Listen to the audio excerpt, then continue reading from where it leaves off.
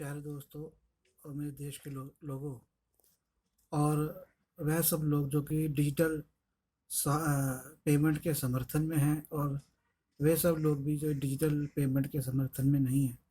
मैं उन सबका स्वागत करता हूं। और आज एक छोटा सा वीडियो मैं एक मित्र के मैसेज के प्रतिक्रिया के रूप में बनाकर सभी तक पहुंचा रहा हूं।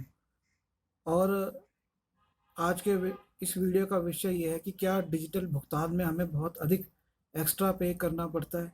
मेरे एक मित्र ने कहा कि अगर 100 रुपये के नोट के ऊपर डिजिटल भुगतान में यदि 2% पे करना पड़ता है और यदि उस 100 रुपये का नोट कई जगह पर उसका भुगतान होता है, एक हाथ से दूसरे हाथ तक जाता है, तो ऐसे 2-2 रुपये करके अगर 2 लाख बार बार चला तो 2 लाख रुपया डिजिटल भुगतान दिया। देखिए, ऐसा सोचना, उनका जो सोचना है वह एक सीमा तक है, लेकिन असल में होता क्या है, आप 100 रुपये का सामान खरीदते हैं, 2-3 रुपये खुले रह जाते हैं, 2-3 रुपये की आपको टॉफ़ी पकड़ा दी जाती है। मतलब चीनी आपको पकड़ा दी जाती है, उस टॉफ़ी को आप खाएं चाहे ना खाएं। तो कुल मिलाकर आपको कभी भी दुकानदार 2-3 रुपये खुले नहीं देता है 100 के नोट के। दूसरी बात ये कि जब 100 का नोट एक हाथ से दूसरे हाथ बदलता है तो जो सबसे जरूरी बात यह है कि उसमें मुनाफा होता है। कई बार ये मुनाफा 50%, 30%, 40% होता है और उस मुनाफे पर कोई टैक्स नहीं हाथ में आता। तो डिजिटल भुगतान करने से कम गवर्नमेंट के पास अगर 100 रुपया बार बार हाथ बदलता है, और अगर ऐसा 100 रुपया अगर प्रति एक 1 लाख बार बदला तो 100 लाख रुपया, मतलब 1 करोड़ रुपया। अगर 100 रुपया 1 करोड़ रुपया जब बना, अर्थात 1 लाख बार हाथों का बदला, तो उस 1 करोड़ पे मान लीजिए अगर मुनाफा 50% है तो उसका टैक्स 15%, मतलब 15 लाख रुपया उसका टैक्स बनता है। तो वह टैक्स जब आप कागज के नोटों से भुगतान करते हैं तो वह टैक्स गवर्नमेंट तक नहीं जाता है। तो इस बात को समझने की ज़रूरत है कि जब कागज के रूप में हम नोटों को इस्तेमाल कर रहे हैं और उसकी एंट्री नहीं हो रही है इनकम टैक्स डिपार्टमेंट के यहाँ, तो सरकार के पास धन नहीं जा रहा है, तो सरकार कैसे अपने जो बड़े कार्य हैं, स्कूल खोलना, पुल बनाना, सड़क बनाना, शिक्षा देना, स्वास्थ्य देना, सुरक्षा करना, भारत की सीमा की सुरक्षा, देश के अंदर की सुरक्षा, ये इतने सारे कार्य आप जानते हैं कि इतने बड़े बड़े कार्य हमारे देश में करने होते हैं। रेलवे चलाना, इसके हवाई यात्रा को लिए एयरपोर्ट बनाना। आज हमारे देश में बहुत कम एयरपोर्ट्स हैं।